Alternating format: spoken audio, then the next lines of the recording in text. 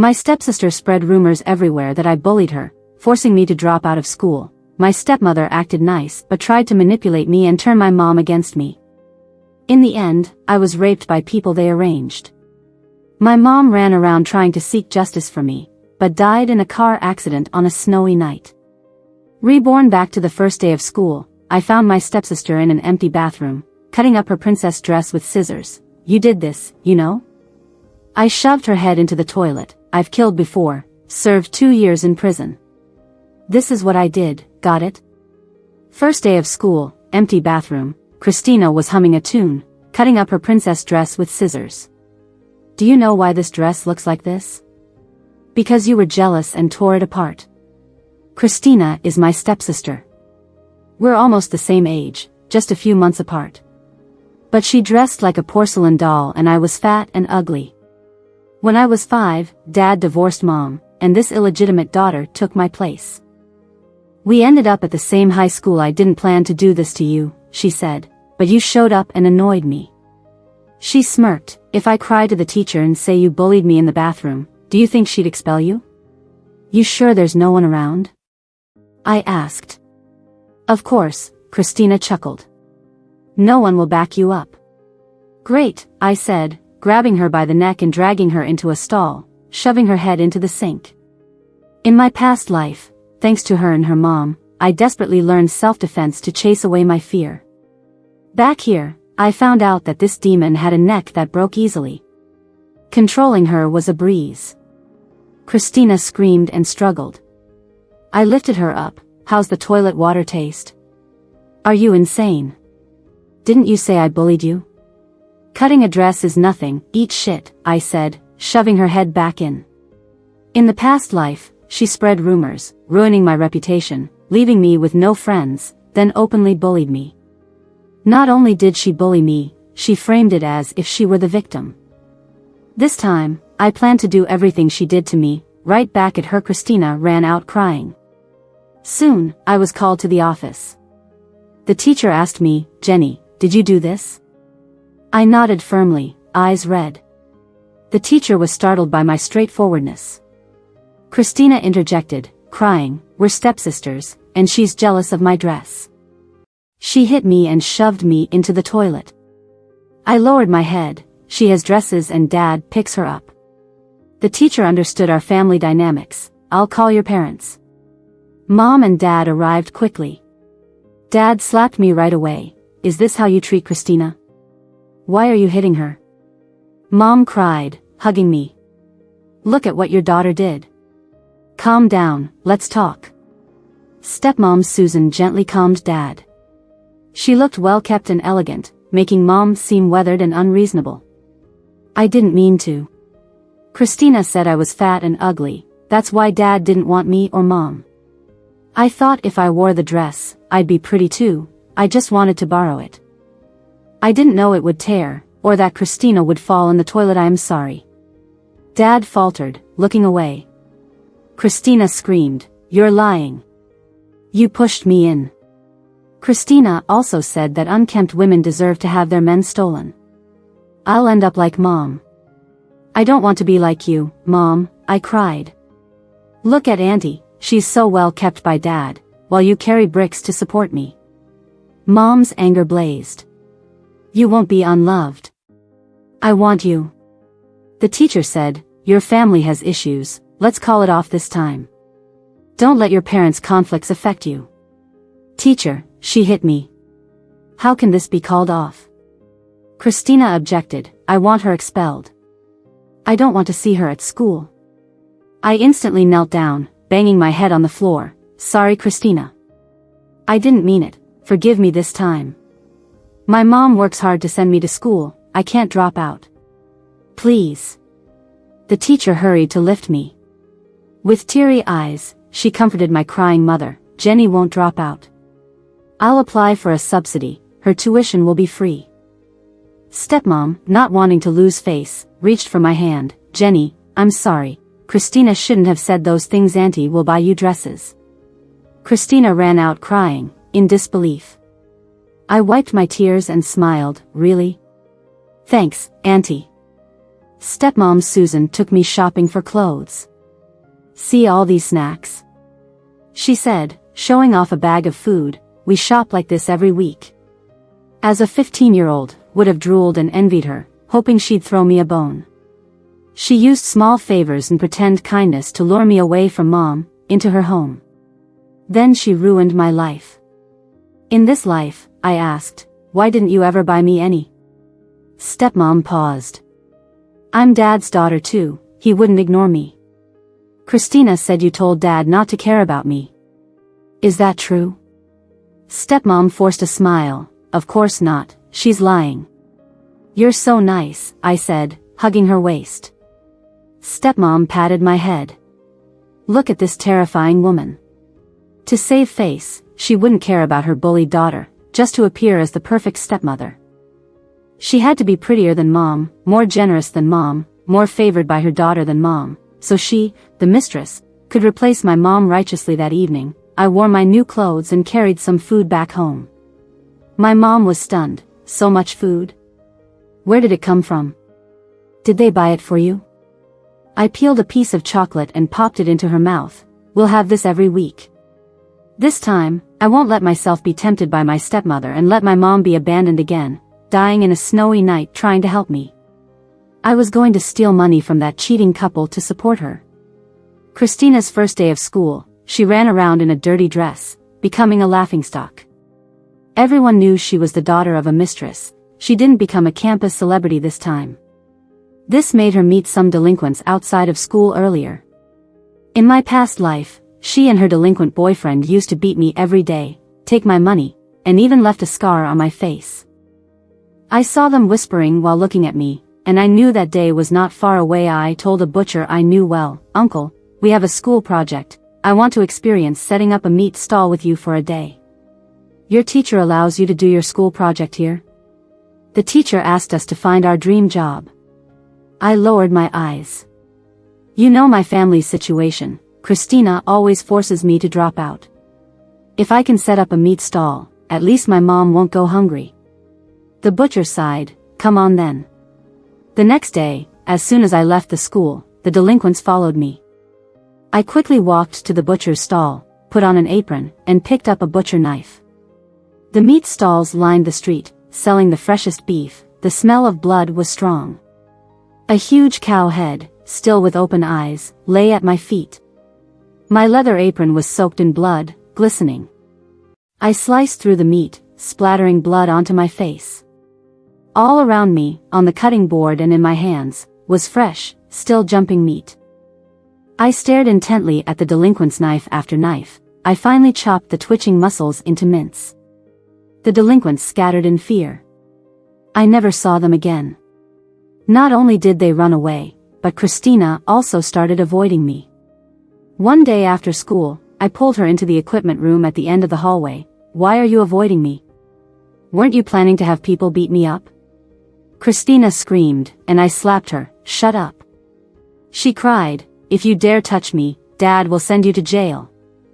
I had actually been to jail for 2 years, only recently released. I grabbed her by the hair, slamming her head into the basketball hoop. Blood gushed from her face, her skin torn. When she healed, a cross-shaped scar would mark her face. I knew this very well. Because in my past life, I got that permanent mark in this very room, my personal torture chamber. I became uglier, more inferior, more solitary, and almost died of depression. I knew all this. So now, it's your turn to try it. Watching her scream and run out, I raised my arm and slammed it down onto a barbell. Hard this time, it got serious. Our family of 5 gathered again, but this time in the principal's office. Christina's face was ruined, and I was going to make sure your daughter got a taste of disfigurement too. Dad raised his fist towards my mom. Stepmother Susan didn't stop him this time, crying silently. At this moment, accompanied by the school nurse, I walked into the principal's office, pale-faced. My left eye was swollen, and my arm was in a sling. Dad lowered his fist. Stepmother was shocked seeing me, and Mom rushed over. "Who hit you? Tell me, don't be afraid, Mom is here." I pointed at Christina. She screamed, she hit me. Mom. She hit me, not the other way around. After cleaning the classroom and leaving, she dragged me into the equipment room. I averted my eyes, she sat on me and slapped me. I couldn't take it anymore, I pushed her, and she hit the hoop. She got hurt and then stepped on my hand. Christina was furious, rushing to hit me. You bullied me. How dare you lie? How dare you lie? No fighting. Teacher Jessica stopped her. The school nurse shielded me, furious. I've been a school nurse for 20 years, never seen such a vicious little girl, stepping on someone's hand until it's broken. Mom burst into tears, Dad and stepmother were silent. Why aren't you saying anything? You believe her, don't you? Christina screamed manically, pointing at them. She killed someone. She went to prison. She could do this. She's a murderer. How dare you say that about Jenny? Mom was stunned. Christina not only slandered me all over school, but she also tried to get people to beat me up. I precisely named the delinquents. They were quickly brought over. Yes, Christina always asked us to mess her up. The delinquents, sensing trouble, quickly distanced themselves. But we thought it was wrong, so we didn't do it. I said fearfully, you followed me that day, at the meat stall, a lot of people saw. The butcher testified, yes, the day Jenny worked at my stall, these delinquents stood across the street for about half an hour later, I escorted her home. The hooligan choked and said, we didn't do anything anyway. I whispered through my tears, Christina said when she slapped me that today was nothing. She said it'll be worse when they come next time. She's lying, she's lying.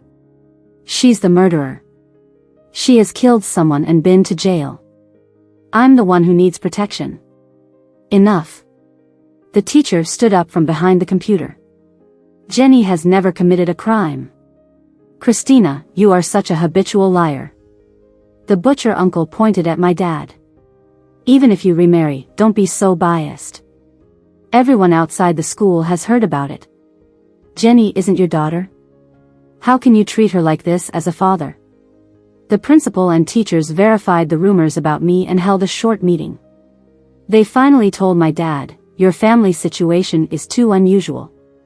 We don't recommend Christina continue studying here.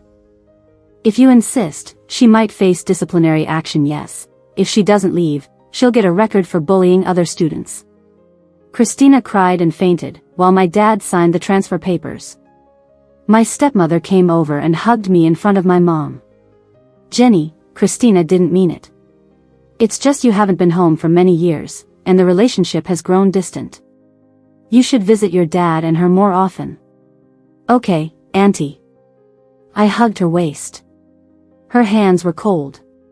Mine were, too. My classmates heard about my situation and felt sorry for me.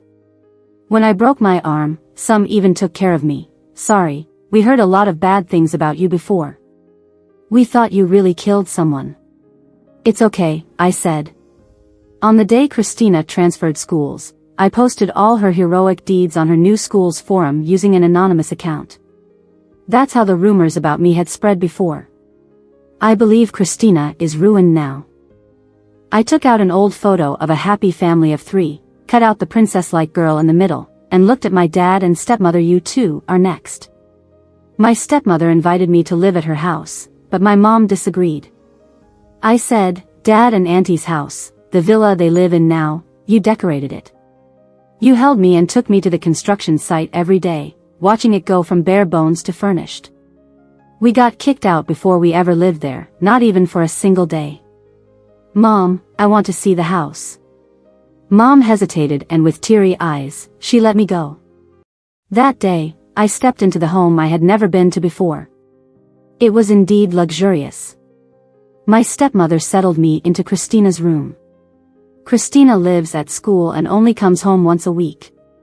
You can stay here. These are her dresses. She opened the wardrobe to show me all the beautiful clothes I never had. Then she cleared a small corner to put my old school uniform. Remember, your stuff goes here. Don't touch anything else. You wouldn't fit into her clothes anyway. She took me to the bathroom. These are her skincare products. She put away the expensive bottles and jars into a lit cabinet and smiled at my acne-covered face in the mirror. Your toothpaste and cup can go here. My stepmother let me see the lavish lifestyle but also made me aware of my own poverty, humiliating me while feeding my desire. After showing me around, she left the room wearing a black silk nightgown and casually dropped her wallet in the drawer in front of me. If you want pocket money, just take it yourself. In my past life, I believed her words and occasionally took $5 or $10 from her wallet. Then she told my dad that money kept disappearing. Daddy set a trap and caught me red-handed. I was taking $50 for class funds. Dad grabbed my head and slammed it against the wall, calling me a thief. I told him it was stepmother who told me to take it. She feigned surprise and said, I never said that. Jenny, even if you want pocket money, $15,000 is too much for a student. Mom came over, knelt, and compensated them with 5 months of her salary. She had planned to buy an electric bike but never did. Remembering this, I went forward, took several $100 bills from my stepmother's wallet and stuffed them into my pocket. My mom deserves a new bike. A few days later, Christina came home. At the dinner table, my stepmother said, my money is missing. It must be her. Christina pointed at me. You weren't even home. How would you know? My stepmother asked. I wasn't here, but when I was, no money ever went missing. Enough. Dad looked annoyed. Christina slammed her spoon. She moved into my room, sleeps in my bed, and I can't say anything? Jenny, you're a thief. She ran off crying, while my stepmother chased after her. Dad then turned to me and said, if I catch you stealing money again, I'll break your legs. My hand isn't even healed yet. The money wasn't taken by me. Dad frowned. The money always goes missing on weekends, I reminded him. Dad glanced towards Christina's direction. I went to my stepmother and complained. Christina falsely accused me of stealing money and made me sleep on the floor. I never said that. Christina yelled, then snapped out of it and added, now that I'm back, you should sleep on the floor, right? It's just common sense. My mom wouldn't make me sleep on the floor, I retorted. Christina, Jenny just got here. Let her sleep in your room for a few days, okay? My stepmother intervened. Christina, seething with rage, pushed her. You always take her side. And then stormed into her room. I followed, boldly jumped onto her bed, and took out my newly bought MP4 player. Christina was shocked. How do you have that? Dad and Mom bought it for me. Oops, I said. I had forgotten. Mom told me not to tell you. If you somehow found out, I was supposed to say Mom bought it for me.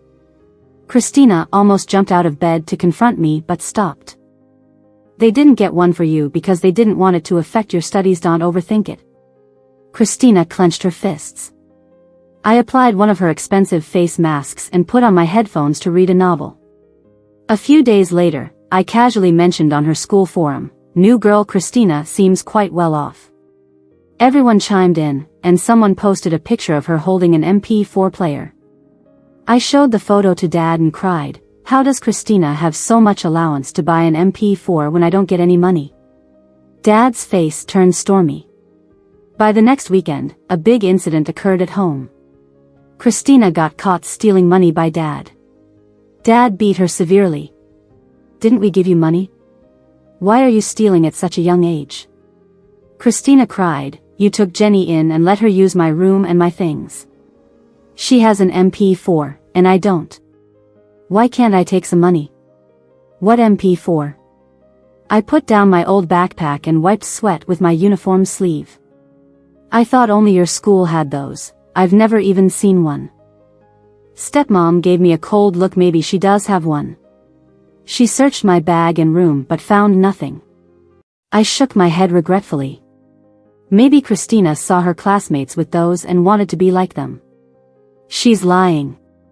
Christina cried. Dad slapped Christina hard. You're the one lying. I asked stepmom, Mom, how much money are you missing? Was it just enough for an MP4? Dad beat Christina. Speak. I bought sneakers and an MP4, nothing else. Stepmom screamed, I'm missing over 10,000. Christina quickly said, yes. Jenny must have stolen it too. You scold me, but what about her? I sighed and showed the school forum post. You're new and need to fit in, so you spend a lot of money on treats. Mom and Dad understand this. But what I don't get is why you're always targeting me. Do you need me to have a terrible time? Dad hit her even harder. You spend money to fit in but blame Jenny at home. What did your mom teach you? Christina had never been so wronged. Suddenly she foamed at the mouth and hit her head hard on the floor. Nobody believes me. You all only believe her. You'll only be happy if I die. She ran to the window. Dad panicked and rushed her to the hospital. She was diagnosed with severe depression and had to take a break from school for treatment. The school's environment wasn't great. Students were mostly wealthy and often bullied others. They knew she had money, so they always pressured her to treat them. If she didn't, they would ostracize her. So, she stole more and more. The doctor explained. Mom, Christina doesn't have to go to school now. She'll probably get better quickly. I affectionately held my stepmom's arm. Christina saw and angrily pounded on the door. Stepmom pushed me away. I didn't mind and headed home with my new electric bike. Where did this come from? Mom loved it. I bought it with my allowance. How could you use his money? Mom fumed. I don't want his money. It's dirty. It's the child support he owed for 10 years. Mom thought about it and then went to clean the new bike. Stepmom wasn't letting me off. Soon enough, she called me over again. Your grades aren't great, so I called Christina's uncle to tutor you. He's a graduate from a prestigious college. Study hard and get into a good university so your mom can be at ease. Seeing Sam made me shake all over. In my past life, I was the one accused of stealing and fell into depression. Stepmom had her brother tutor me then too. He raped me and threatened to plaster my nudes everywhere if I spoke out. I was only 15, terrified, and submitted to his abuse. He used me again and again. Until Mom saw my injuries and took me to the police. But we had no evidence. She's so ugly. My brother graduated from a top school. Why would he assault her? Stepmom scoffed. She hangs out with delinquent kids and might have gotten hurt playing around.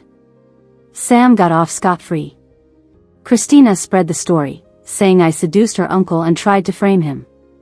I nearly jumped off a building. Dad sent me to a mental hospital. Stepmom bribed the doctors and specifically instructed, she's delusional. Cure her completely. I was locked away for 7 years. I didn't even see my mom before she passed away. I snapped back to reality, staring at Sam, teeth chattering. This time, I won't run. After school, I told Dad. Uncle looks at me strangely. He shrugged, you're overthinking. I told Stepmom, Auntie, Uncle often touches my hand. She knew Sam's nature but calmly said, Jenny, you've just learned about sex ed. You're too sensitive. I told my friends, Christina's uncle tutors me, but he peeked at me once while I was using the toilet. They were outraged. Let's go report him. I covered my face and cried. But I'm doing better in school now, thanks to him. I still need his help. He's harassing you. Auntie said I was too sensitive and might be wrong. I shook my head in agony. I'm just confiding in you. Don't tell anyone. If Mom knew I damaged my reputation, she'd cry. Our classmate Susan lives in the same neighborhood as my dad and me. She thought for a moment and said, Are you taking extra classes every weekend? How about this, I'll come by and hang out with you every now and then. If he sees other people around, he won't dare do anything to you. I nodded. How about I call you first? Can you walk home with me after school? Susan looked surprised. Is he following you? I don't know. I always feel like he's watching me from behind. Susan saw the utility knife on my desk, grabbed it, and put it in my hand. Keep it with you, hide it well. Even if he's not, it's always good to have something for self-defense. I nodded and obediently put the knife in my pocket. Sam wasn't following or spying on me, but he was getting handsy more and more often. One day, he came in with a black briefcase. I clearly remembered, the first time he raped me, that bag was thrown on the floor in front of me. I secretly called Susan. Susan, he's coming over soon. I'm really scared, could you come by later? Then, I followed Sam into the room that terrified me, knowing what would happen next. My heart was racing, and my head was throbbing like pins and needles. Sam asked me to sit down and started tutoring me. As he was talking, he pulled me into his arms. I started screaming and struggling. Sam said, "There's no one here, and even if you say something, no one will believe you. But if you tell anyone, I don't mind, I'll just let your mom know that you're a slut who gets laid." His hands reached into my shirt and pushed me onto the bed. Everything was just like the countless nightmares I had before. When he penetrated me, I felt like I was back to that day when I was 15, with no choice but to endure and scream. Until there was a noise at the door. I grabbed the knife from my pocket and slashed wildly, accidentally cutting Sam's throat. Blood spurted everywhere, covering my face. He clutched his throat, naked from the waist down, and collapsed on top of me.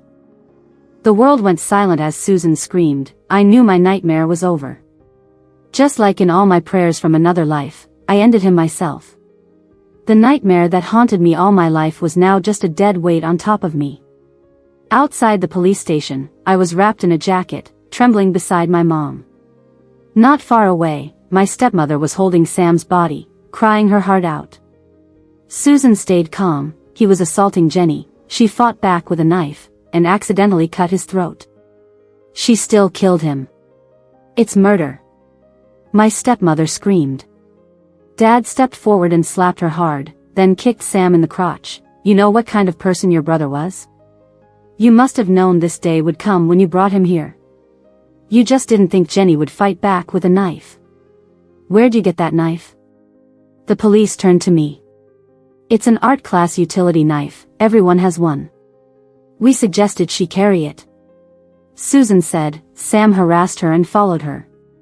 We felt bad for Jenny and gave her the idea. Why didn't you tell me sooner?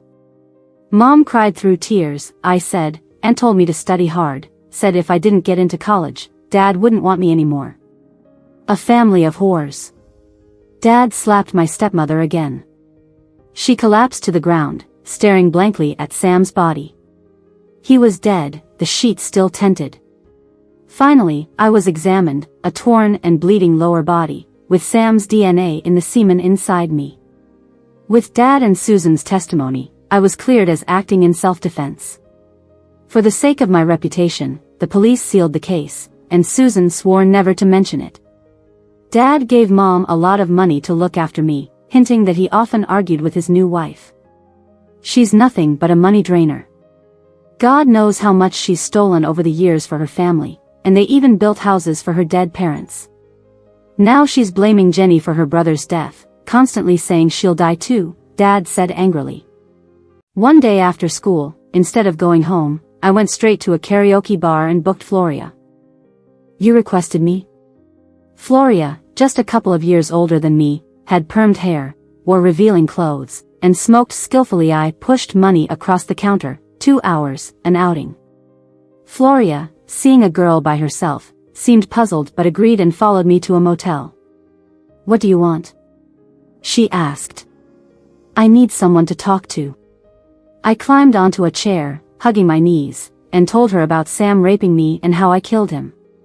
The cigarette fell from Floria's mouth. She eventually lit another one. Men like that, good riddance.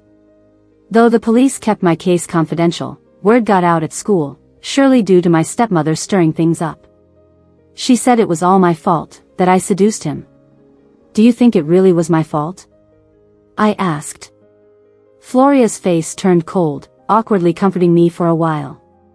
As evening fell, Dad found me. You disappeared without a word. Mom was so worried she called me. Do you have any idea how? he stopped short, seeing Floria's dark eyes. Floria turned away, uncomfortably adjusting her strap. Who's she? Dad asked. A girl I just met. She's nice to me. I replied. All right. Dad led me downstairs but glanced back at her. Actually, Floria was another one of Dad's mistresses. It was fate they'd meet at a bathhouse. The stepmother, a former mistress herself, shouldn't be naive to think Dad wouldn't cheat again. My stepmother, apparently, once confronted Floria, slapping her. How dare you steal my husband? Floria slapped her back. I'm just working. Why do I care if your man is married or not? If you've got a problem, cut his dick off and keep him tied up. She was the retribution for my stepmother. As Christmas passed, New Year was around the corner. The atmosphere was festive everywhere, but I grew more restless. Last life, December 30th, 10:23 p.m., my mom was riding an electric bike and got hit by a truck driving against traffic. She died. At that time, she was running around collecting evidence about Sam raping me, trying to get me out of the mental hospital while she was alive. I didn't want to suffer in a single-parent family with her. I was jealous of Christina and her family's big villa. I blamed her for not giving me good material conditions and cried that she had no time for me and didn't care about me, neither beautiful nor gentle. But when I suffered, only my mom, even in the last second before her death, thought about saving me. Mom, don't go out at night recently. I hugged her and said, I had a nightmare. Nightmares are all fake. I dreamt you died. Mom immediately moved into a temple to pray for me. Seeing her walk into the temple, knowing she wouldn't leave for 7 days, I breathed a sigh of relief. But then I got a call from the police station. Jenny? This is Officer Eric from the local station. Can I meet you sometime? There are still many doubts about Sam's case. Okay, how about December 30th, 10 p.m.? That late? It's New Year's Eve. I hung up, put on lipstick, and headed to the mental hospital. Today was my stepmother's visit to Christina. Her son was killed, daughter went crazy, and she looked much older, no longer dressing neatly. Lately, my dad and she had been fighting so much that he was often not home, leaving her in a bad mood. She looked just like my mom 10 years ago. Seeing me, her eyes immediately showed venom. Where did you get that lipstick? I felt a little panicked. Mom bought it for me. If your mom knew how to dress up, I wouldn't have stolen her man. Tell the truth. Floria gave it to me. You met her? It seemed she already knew about Floria. Floria is a nice person, kind and brave. Dad wants to marry her. She's a hooker. She doesn't have a rapist brother like you do. It's all your fault. She raised her hand to hit me. Dad hates that. It makes the family hostile. He doesn't want a family like this. The stepmother was stunned, eyes filled with extreme resentment. She had been with my dad for 10 years but now became mortal enemies. Where are they meeting? I can't say. She took out her wallet and grabbed a bunch of money, giving it to me. I hesitated. Happy Inn. I then informed Floria. My stepmother knows you're with my dad. What can she do? She's a crazy woman. Last time my dad came over to talk, she rushed in with a knife to kill my mom. Floria cursed. If you see her, run, don't look back. Got it. I handed her a flyer for a fireworks show at the beach. Want to go for New Year's Eve? Floria took the flyer. After keeping your dad company, now I have to babysit you, huh? If you can get dad along, it's been a while since we had New Year's together. Floria sighed, patting my head. Fine. My stepmother never actually tried to kill my mom, but in my past life, I heard she almost stabbed my dad. She caught him in a hotel with Floria, attacked him, almost killed him, but he and Floria subdued her. Then my dad returned to the family. My mom's crying, her making a scene, none of it worked. Turns out, threats work better than self-harm. But why? Why did my dad end up happy with the stepmother? December 30th night. I finished talking with my mom, confirming she was chanting at the temple tonight. I headed to the cafe opposite Happy Inn. Eric sat opposite me, opening his notebook. I reviewed the file. There are some doubts I need to confirm. Christina is your half-sister, right? Yes. Then she bullied you at school, got punished. After transferring, she suddenly went crazy. What are you implying? Sam raped you, you killed him in self-defense. Everyone around you knows he's a beast. Isn't that too much of a coincidence? It's not a coincidence, I told Eric. It's karma. There's no such thing as karma, Eric said. Let me guess. Did you spread rumors about being a victim, driving Christina crazy? And set a trap to kill Sam? Yes, I raped Sam. I forced him to take off his pants and get on me. Eric said, I just think he was seduced and tricked by you. I know you'll think that way. I looked calmly at his face. Eric was a local detective, and in my past life, he handled my case. Then he said they found no evidence, claiming she might be delusional.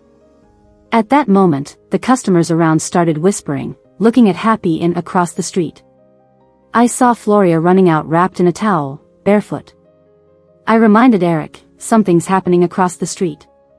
Eric said, focus on yourself. I glued my butt back to the chair. I don't know what evidence you have to support your suspicion.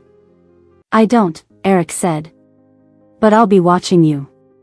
If you do anything, I won't let you get away with it. As soon as he finished, people around us gasped, pointing across. Someone was murdered. Eric turned around, seeing my stepmother covered in blood, panicking as she ran into the street. That night, Floria had invited my dad to watch the fireworks. Dad said, midnight is far off, the night is long, and got a hotel room with her stepmother had been staking out Happy Inn for a while, and soon after, she charged in, knocking on the door. Floria remembered my advice, wrapped in a towel, and ran without looking back. My stepmother not only hated my dad's infidelity but also kept that grudge. His daughter killed his brother and got away with it. This time, no one helped my dad. She stabbed him over a dozen times. My stepmom realized what had happened and panicked. She dropped the knife and ran out into the street. At that moment, I was sitting across from Eric. Eric recognized her as my stepmom and looked at me, shocked. I said calmly, why are you looking at me? You're the cop. Go arrest her. Eric ran after her. When my stepmom saw his uniform, she started sprinting.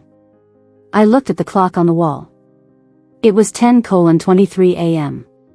Then, I heard the screeching sound of brakes. At 10:23 a.m. on December 30, 2008, an out-of-control truck sped down road and killed my stepmom. Her body parts were scattered over 100 meters. Officer Eric resigned soon after, unable to bear the guilt of seeing her die in front of him.